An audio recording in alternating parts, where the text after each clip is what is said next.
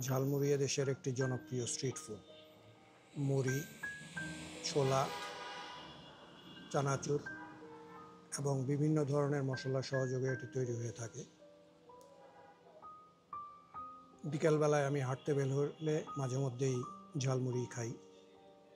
গতকাল গিয়েছিলাম সংসদ ভবনের দিকে, ফেরার পথে দেখলাম কিছু ঝালমুড়িওয়ালা ওখানে আছে।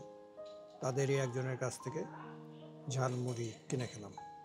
যদিও এই ঝালমুড়িটি খুব একটা ভালো লাগেনি, কেমন জানি শুকনা শুকনা ছিল। ঝাল কম দিতে বলেছিলাম, সেটা ঠিক ছিল, কিন্তু ঘুগনিটা ঠিক মতো মিশাতে পারেনি। এখন দেখুন আমার সেই ঝালমুড়ি তৈরির দৃশ্য।